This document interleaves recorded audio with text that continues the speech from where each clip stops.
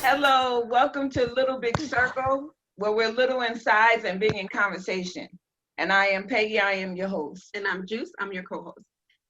This is part 2 of Happy Wife, Happy Life, and whether or not it's true. We're going to not reintroduce, but we're going to let everyone introduce themselves, and we're going to get back into our conversation. We're going to start with Adrew. Tell us your name, where you're from, and how many years you've been married. My name is Adrew Johnson. I've been married for 6 years, and I live in Las Vegas, Nevada. Awesome. Miss Monique. Yes, my name is Monique Watson. I live in Huntsville, Alabama, and I've been married for 31 years. Awesome. Jay Brown. My name is Jemarlo. So glad to be in the building once more. I'm glad to see you. I'm married for 11 years. Originally from Huntsville, but now I'm ATLian all day. All righty. Kiki. My name is Kelonda. I live in New Haven, Connecticut, and I've been married 11 years, and I'm happy to be here. Awesome. Jane. Okay, Jane from New Haven, Connecticut, married 7.5 years. Awesome. All right, we're diving right back in. We're going to start with, so we already talked about whether or not happy wife, happy life saying was justified by the Bible. Let's switch it over to whether or not it's justified scientifically. So there was a study that said men who were dissatisfied with their marriages are satisfied with their life overall just because their wives are happy. What do you guys think? I mean, this is what we're talking about, right? So ladies, do you guys think that it's okay for that to be like you're knowing that your husband may not actually be happy in the marriage, but because we're the happy ones, then they're just like mostly on with life saying, okay, well, my life is overall good, and vice versa. Should they be, should men like protest against that? Oh, but you know what? Let's talk. Let's start with Jane. Come on, Jane. Let's hear your voice. You want to hear what? Well, see, was the one that was married the shortest out of everyone up here. The way I met my husband is not traditional how everybody met their spouses. So I can't even agree to disagree. The way I met my husband was he was incarcerated. So, I met him because he was in the background of my brother who was incarcerated. So I was like, hey, corresponded that way. We ended up getting married. The majority of my marriage, he was in jail. So I can't begin to have a yay or a nay on that. Did we argue? Of course we did. We argued about stupid stuff. I mean, I was talking about that yesterday. Whether I wore red shoes that day and the CEO looked at me and he had an attitude. I don't know. So I don't have a yay or a nay about how that goes. I've got something to say. Married again, but it's typically true. Well, all right. All right, Andrew, get to it. Yeah, what you got I'm going to get to it. But that's true. Sometimes a man could be unhappy, in a marriage. But, if she happy, we like, oh, okay. As long as she happy, we good. And it happened, it's like that. So I look at a marriage as a business, and most people don't look at it like that. It's all about growth in my marriage. After a few years, I don't see no growth, then why should I be married? That's me. But I know certain men, I did it before, sat around like I'm not happy, but she happy, and I was settled with it. I'm just not settled with that no more. Okay. Who wants to chime in? Who wants to chime in? Kiki? Okay. I feel like that does happen a lot in marriages. But I learned, as I have put a statement, that I grew with my husband. Now I'm aging with my husband. So a lot of things I'm learning to be different, because younger, I wanted to be, it was all about my happiness. And I had to learn how to listen to my husband even when he's not talking. So when I say that, it would be like he'll go all out for my birthday, but wouldn't want me to spend a lot of money on him. So one day he said, no, a woman never romanced him like a man do a woman. So I listened to him without saying anything. I just did action. So I just think, like, as women, sometimes we have to listen more to the man when they're talking or saying certain things and try to produce that for them, because men do have a tendency to just look at the wife and make sure she's happy and kind of like don't enjoy the things that they like to do or want to do. They always be like, well, the mother said or the wife said. So I didn't want my husband to be unhappy with me because he's so busy trying to please me. I wanted to be pleasing to him as well. So I do believe like some men get lost in that. And then they become unhappy because their needs or what they want is not being fulfilled. So I think that's a very thin line that you have to be careful with in a marriage. You know what, Kiki? I like what you said. And I can kind of chime in. I'm not sure how we do this, but I like what you said because I have male friends, and I have 2 close male friends, and I find with them, for very different reasons for the both of them, they are unhappy in their marriages. One's been married for like 12 years. The other one's been married. His oldest son is 18. And believe it or not, they're unhappy. They tell me a whole bunch of stuff. I know a lot of stuff. And although they tell it to me, I'm constantly telling them, tell it to your wife. Let her know that you're unhappy. Tell her what your needs are, your wants are, whether it's from listening to them to other steps in their marriages on different things. And I find me as a friend that I carry a lot of their, a lot of their secrets, a lot of their oohs, the ahs, and wants, or whatever. But when it comes to them and being married and knowing their wives, I'm sitting here like, oh my God, let's use red shoes again. Say, for instance, he doesn't like red. And I'm like, girl, stop wearing the red shoes. He likes purple. But yet and still, she may not like purple and may not understand why I'm saying wear purple shoes. That's because I find that my male friends don't take the time out to talk to their wives and tell their wives different things and that what they like, what they don't like, because they feel that their wives are not going to listen. And I told them, I said, if I need to be a mediator, because I know everybody has dynamics. I said, if you want me to just sit there and just be like, kind of like just sit there, because you might think she might blow up, and to try to explain it for a woman to understand it, because a woman talks to a woman in a way to get it, to understand it on some level. I said, I would do that. I said, I'm tired of you coming to me about them doggone purple shoes. I'm tired of it. But yet, so they won't take the time out to talk to their others about different things. And so, of course, I like from this, for understanding and looking at this, a lot of my friends go lacking and being unhappy with certain dynamics in their marriage to make sure that she's happy and she's satisfied and she's getting everything that she wants. But isn't that the job of the wife? All right now. Right. That's where communication comes in too. Isn't that the job of the wife? Yeah. I'm not disagreeing. It's absolutely the job of the wife to kind of she not saying that you're not doing your job being a friend. What I'm saying is the job of the wife, because men are not verbal. Even as when you haven't raised a son, but when you raise a son, boys are not as verbal as your daughters. Right. You have to pull them. You have to draw them. So with the situation with a husband, he will be silent until you get divorce papers. And then you be like, oh, what happened?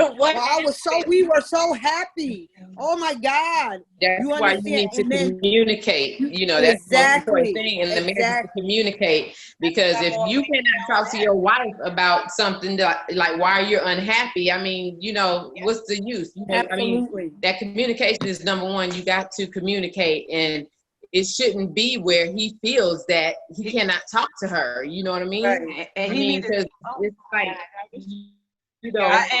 listen, I've been saying that, and I've been talking about that. Okay. Okay. Right. I tell you, this conversation is There's real another good. girl in there. He can chime in.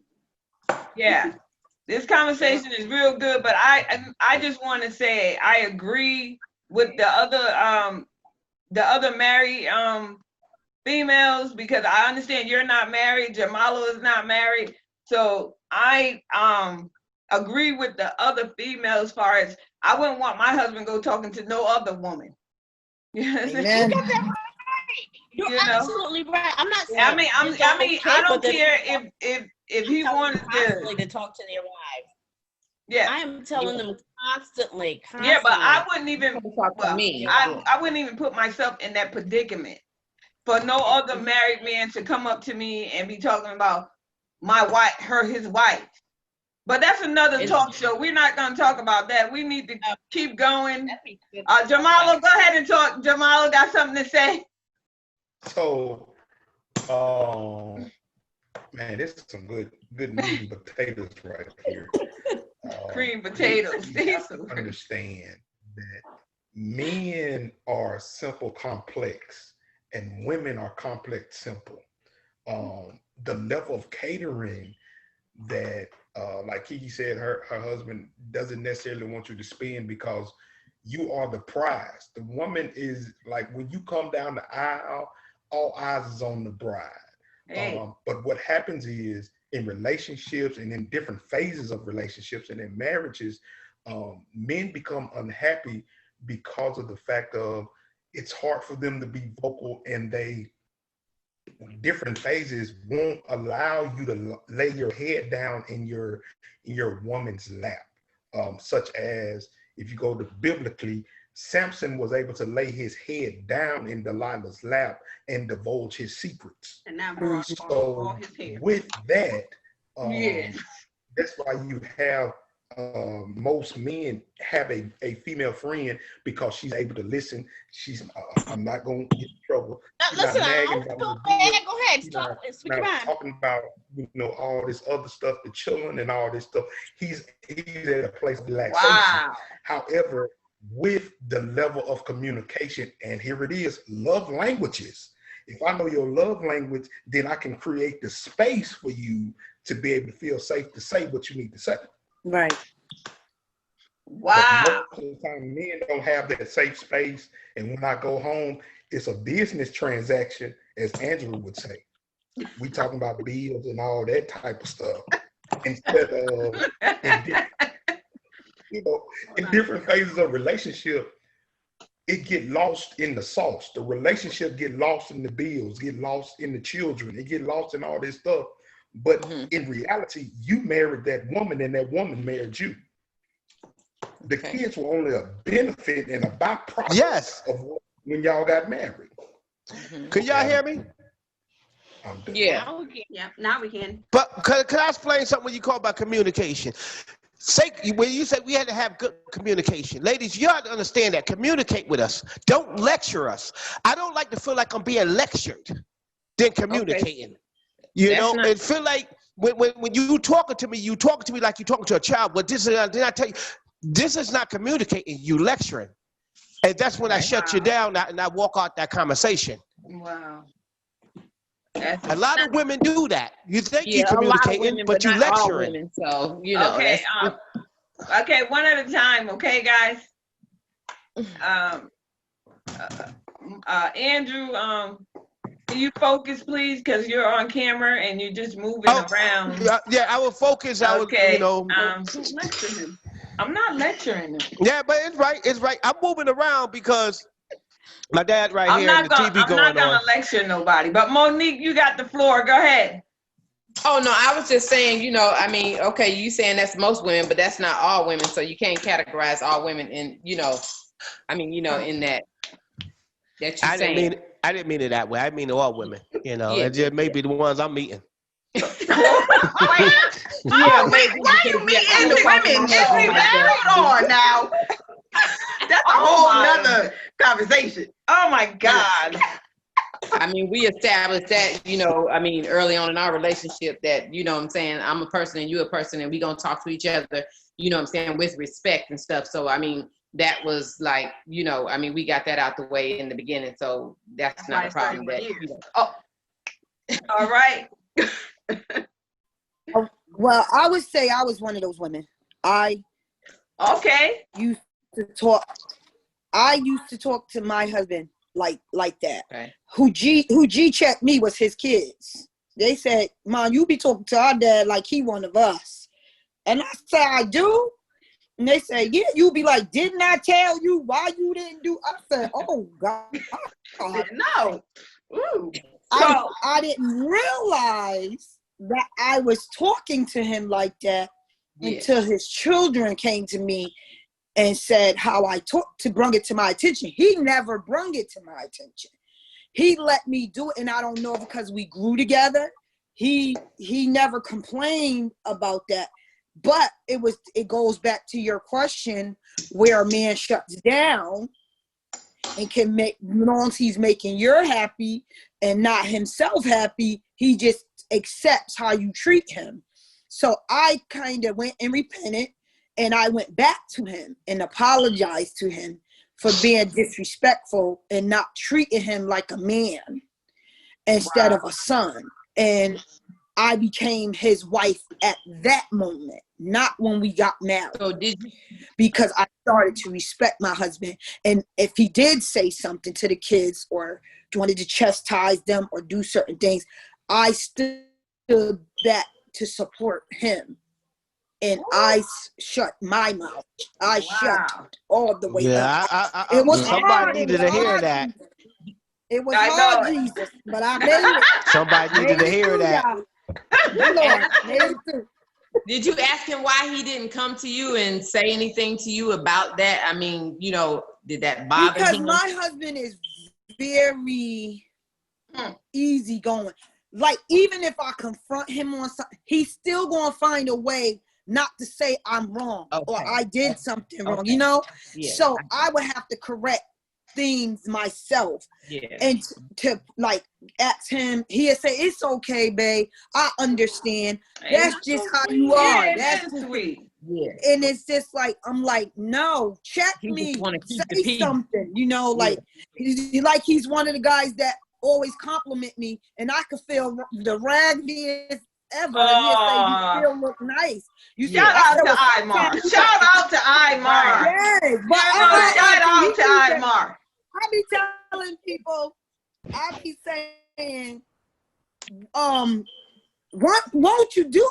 Tell me I look bad so I could know, you know, but he's just not that person. So, but I don't want to take advantage of that and misuse him. Thank you. And treat him like that. So I had to go back to him and ask him to forgive me. And it made our marriage even more filled with love. Like he still acts like a kid on a candy store, like I was the best thing ever. Amen. You are. Now, do you guys think that respect, as Kelonda said, like respecting a husband, right? Do you guys think that could be one of the main reasons why a man is like dissatisfied in their marriage, is because the wife just doesn't respect them? So in order for them to feel like, well, I am a man, I'm just happy wife, happy life, but deep down they're like, this woman doesn't even respect me. I'm just gonna, you know, be quiet. You know how most men just be quiet. Whatever she says is all right or whatever. Just own up to the stuff you do. Sometimes you have to own up to it, like, yeah, I'm wrong. You know, don't just sit back knowing you're wrong and just say, you know, oh, I just had a bad day. That's an excuse to me. You're wrong. You're wrong. Yeah, you know, and I have to agree with Kiki because, you know, in my marriage, I was, I mean, you know, I used to talk bad and everything to my husband. Not talk bad, but I did used to not, I did used to not treat him, you know. Right. Well, I did, but I got better. Okay. Praise the Lord. Yes. I started listening, and you know, but Kiki made me realize that, you know, and it also goes with you know, when you growed up together. You know what I'm saying? That longevity, you knowing one another. You know what I'm saying? And you know his is and you know his outs, and he know how to push that button, and I know how to push the button. So You echoing. You echoing. Oh, I know how to push the button, and he know how to push the button. So it just was a long. When you've been married for like 38 years or 37 years, you just grow in it, you know. But the respect is what is due. I learned how to apologize. Now, I learned how to come to him and be like, okay, Harold, you know, let's talk about this thing. You know what I'm saying? I can say that now. Back in there, I could not say that. It was always my way or the highway. And I understand what Kiki said. You know, but now I sit back. I sit back. And it's what you needed. It is what you needed as a woman. When I learned and go to the biblical, raising kids. Yeah, the biblical side of it is, I had to look at me and say, do you trust the man that God gave you to him? Right. He gave you to that man. Amen. So do you trust what God gave you to? So I had to learn that to say, whoa, I gotta trust God's decision for me, because I didn't go get married to anybody. I waited on God.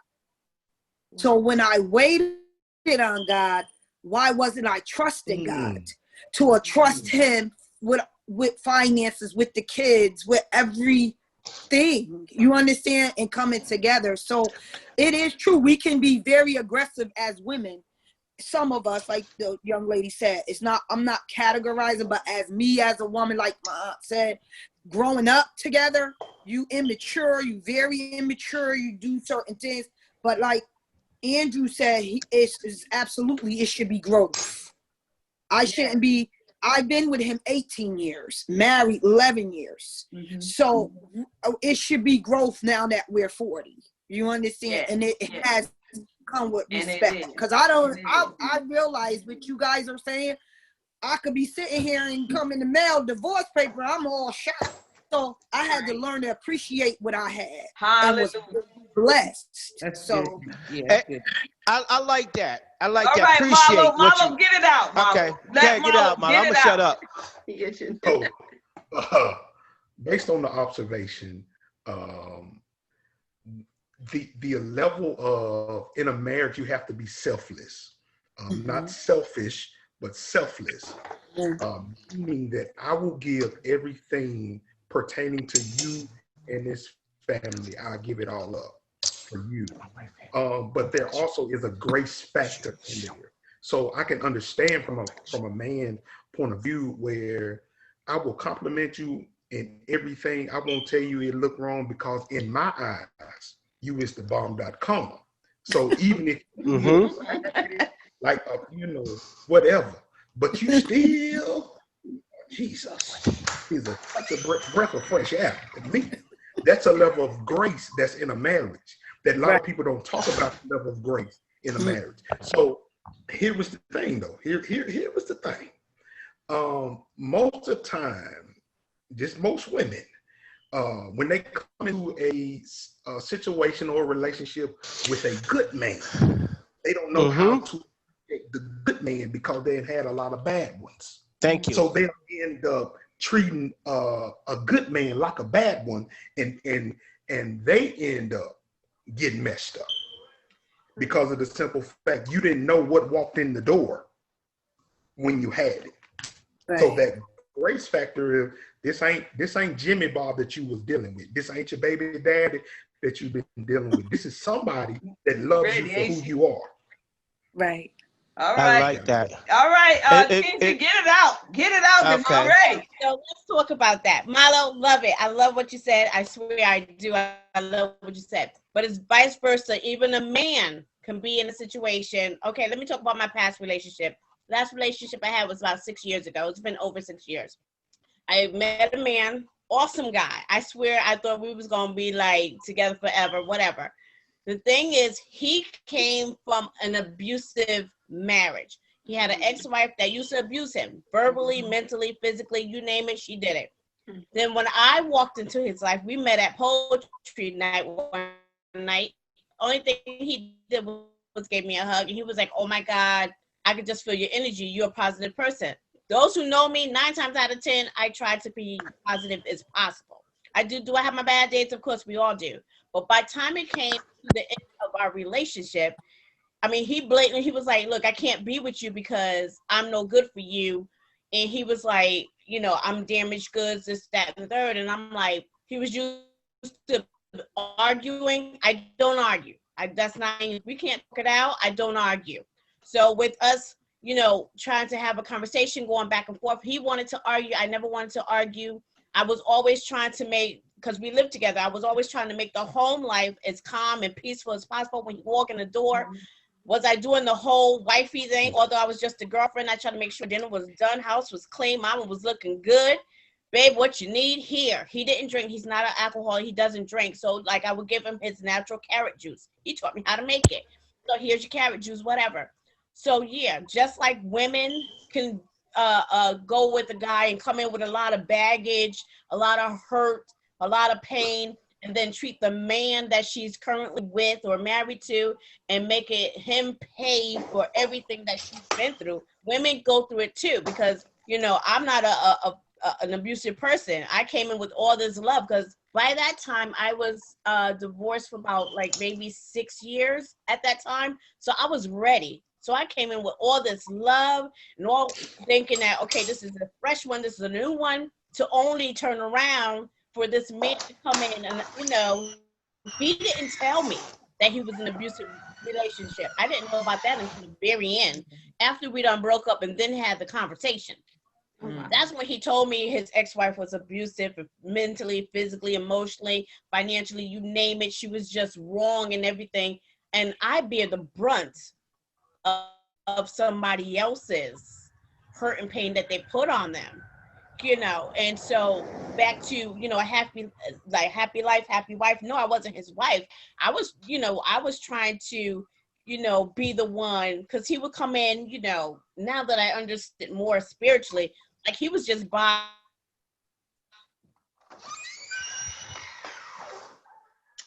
We're losing you.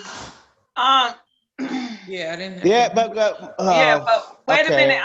We're losing you. Wait a minute. We have some difficulty. Can everybody hear me? I can hear you. I can hear you. Okay, now I can hear you. Oh, now you have faded out on our end. End. Really? Okay.